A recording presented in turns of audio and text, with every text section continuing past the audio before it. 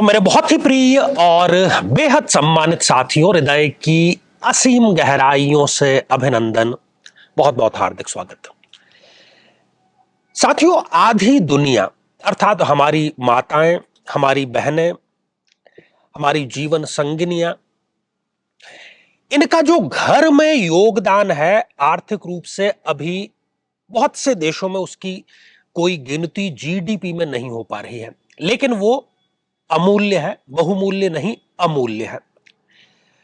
और बहुत सी ऐसी बहनें जो कि हर एक प्रकार से योग्य हैं, पढ़ी लिखी भी हैं, वो साहस भी है उनमें, मेहनत भी वो करना जानती है, लेकिन किसी कारणवश वो एक गृहिणी की ही भूमिका में है। मन में उनके कहीं ना कहीं है कि उनको कोई कामकाज करना चाहिए, प्रोफेशनली अपने आप को एक्सीलेंस की तरफ ले जाना चाहिए, लेकिन जन्म पत्रिका में कुछ ऐसे योग बन जाते हैं कि उनको एक गृहिणी, एक हाउसवाइफ बन करके कार्य करना होता है।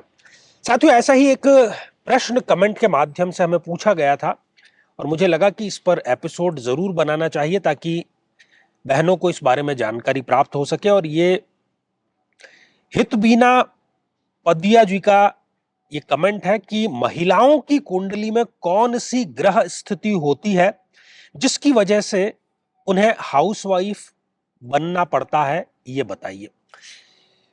तो प्रत्येक लग्न की कुंडली में हम यहां पर चर्चा करने जा रहे हैं और आज ये इस श्रृंखला का पहला एपिसोड है और आप अपने लग्न से संबंधित एपिसोड जरूर देखिएगा, ये लगातार सीरीज हमारी जारी रहेगी।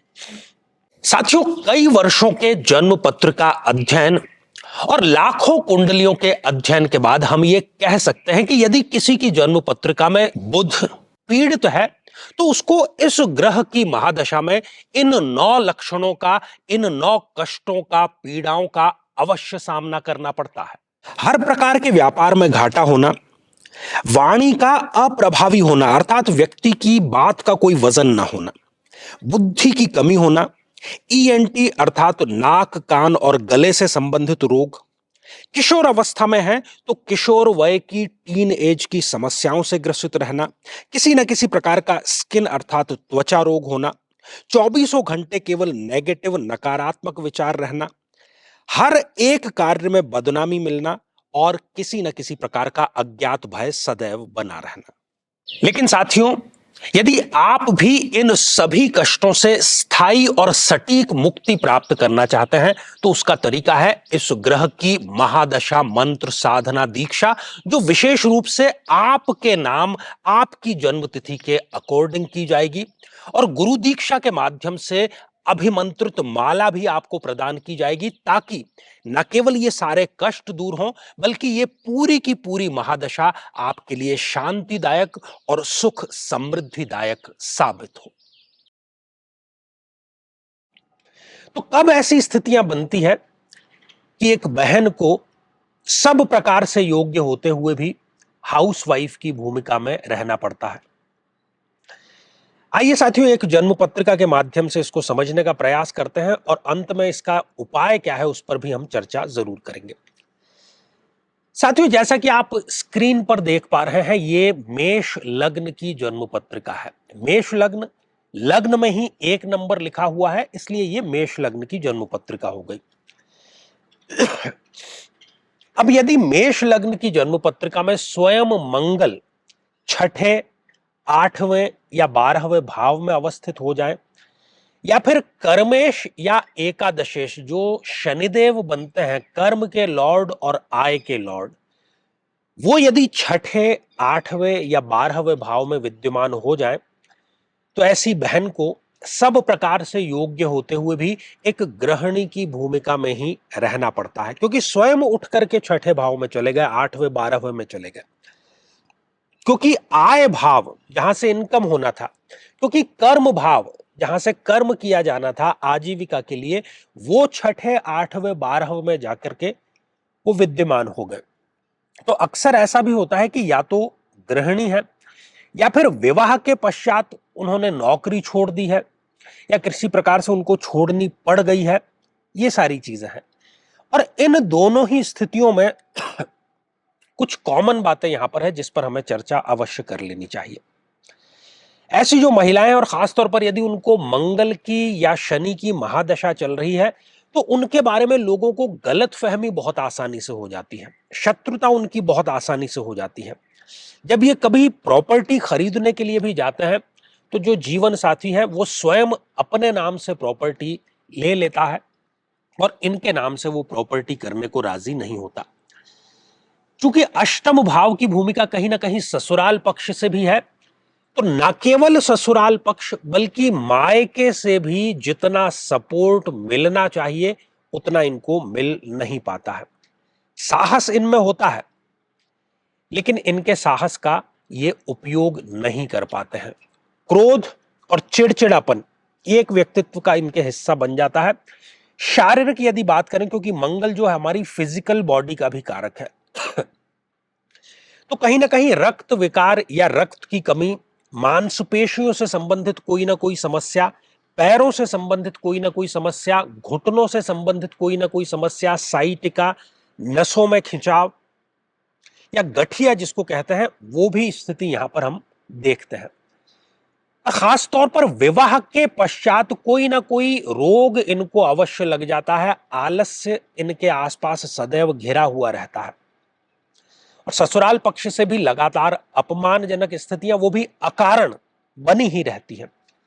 तनाव, द्वंद्व की, टेंशन की जो स्थिति है वो भी इस ग्रह स्थिति के कारण इनकी उत्पन्न अवश्य हो जाती है।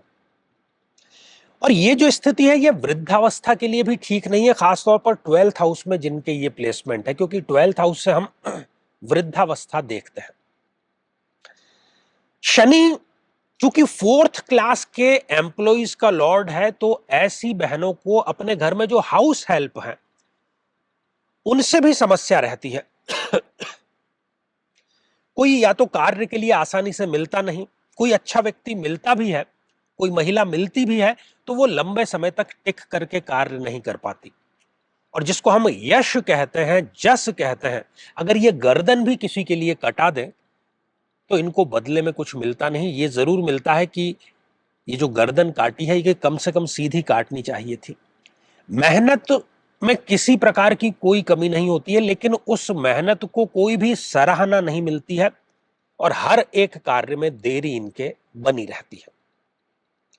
ये आज हमने मेष लग्न के बारे में चर्चा की है और आपको यदि अपने लग्न से संबंधित एपिसोड देखना है तो वो आने वाले समय में हम प्रसारित इसको जरूर करेंगे। अब ये तो समस्याएं हमने जन्म कुंडली के माध्यम से आपको व्याख्या करके बतला दी। इसका उपाय क्या है? क्योंकि ज्योतिष केवल ये नहीं है कि ग्रहों की स्थितियां देख करके और क्या समस्या है बस वो देख करके हाथ पर पे हाथ रख करके बैठा जाए, नहीं। जो भी आपको अभी महादशा चल रही है, जिस किसी भी ग्रह की महादशा चल रही हो, उसको यदि आप साध लेते हैं, क्योंकि वो ही आपका वर्तमान है, और जब हम वर्तमान को साध लेते हैं तो हमारा भविष्य अपने आप सध जाता है और जो भूतकाल की बुरी यादें हैं वो अपने आप तिरोहित हो जाती हैं। तो ऐसी सभी बहनों को चाहिए कि महादशा मंत्र साधना दीक्षा अवश्य करें, स्वयं अपने नाम से दीक्षित होकर के, और उसके पश्चात आपको अभिमंत्रित माला भी प्रदान की जाएगी ताकि आप उसी माला के माध्यम से मंत्र जाप करके जीवन में समग्रता, शांति और जो आप चाह रहे हैं कार्यरत होना वो आप हो सके। तो साथियों, ये आज का एपिसोड था। श्रृंखला हमारी ये आगे भी जारी रहेगी। इससे पहले दो महत्वपूर्ण सूचनाएं हैं आपके लिए। जिन भी भाइयों बहनों को बुध की महादशा चल रही है और बुध क्या क्या समस्याएं देता है ये आपको हम स्क्रीन पर बताते चलते हैं। तो आगामी 25 जून जो कि अमावस्या का दिन है, आषाढ़ माह की अमावस्या है, बड़ा शुभ।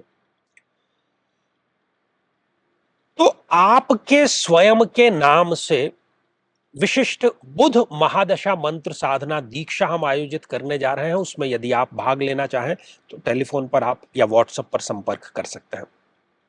और यदि आप चाहते हैं कि आपकी कुंडली का सूक्ष्म विश्लेषण हो, समस्या का समाधान हो, तो आगामी समय में मैं स्वयं इन शहरों में उपस्थित रहूंगा। आप समय लेकर के मिल सकते हैं या टेलीफोनिक या वीडियो कॉलिंग अपॉइंटमेंट भी आप प्राप्त कर सकते हैं। तो साथियों, आज के लिए केवल इतना ही, और इसी मंगल कामना के साथ में कि आप सभी स्वस्थ, समृद्ध और शांतिपूर्वक जीवन व्यतीत करें। नमस्कार।